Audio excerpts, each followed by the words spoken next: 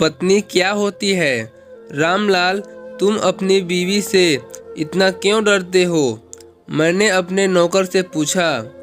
मैं डरता नहीं हूँ साहब, उसकी कद्र करता हूँ, उसका सम्मान करता हूँ, उसने जवाब दिया, और हमारे हर सुख दुख की सहभागी बन जाती है। आखिरी सांसों तक मैं हंसा और बोला, ऐसा क्या है उसमें? ना सूरत है, ना पढ़ी लिखी है। जवाब मिला, कोई फर्क नहीं पड़ता साहब कि वह कैसी है, पर मुझे सबसे प्यारा रिश्ता उसी का लगता है। जोरू का गुलाम मेरे मुंह से निकला, और सारे रिश्ते कोई मायने नहीं रखते तेरे लिए? मैंने पूछा। उसने बहुत इत्मीनान से जवाब दिया, साहब जी, माँ बाप रिश्तेदार नहीं होते, वो तो भगवान होते हैं।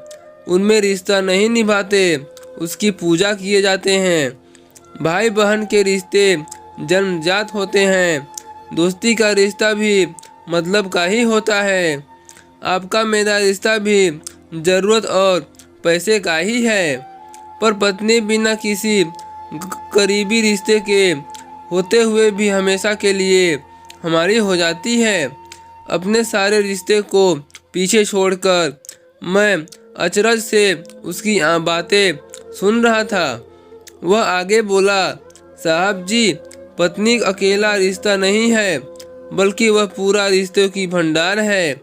जब वह हमारी सेवा करती है, हमारी देखभाल करती है, हमसे दुलार करती है, तो एक माँ जैसी होती है। जब वह हमें जमाने के उतार चढ़ाव से आगाह करती है, और मैं अपनी सारी कमाई उसके हाथ पर रख देता हूँ, क्योंकि जानता हूँ वह हर हाल में मेरे घर का भला करेगी।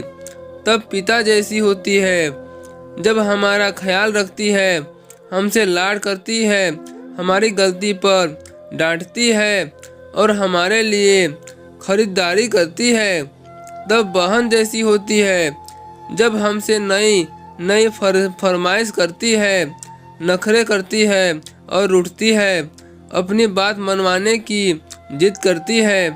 तब बेटी जैसी होती है, जब हमने सलाह करती है, मशवरा देती है, परिवार चलाने के लिए नसीहतें देती है, झगड़े करती है, और तब एक दोस्त जैसी होती है, जब वह सारे घर का लेन देन, खरीदारी, घर चलाने की जिम्मेदारी उठाती है, तो एक मालकिन जैसी होती है।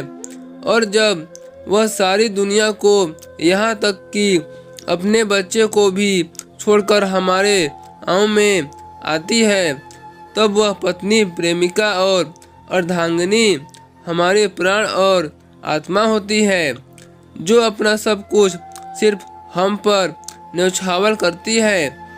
मैं उसकी इज्जत करता हूँ, तो क्या गलत करता हूँ साहब? मैं उसकी बात सुनकर अकबका उठ रहा था।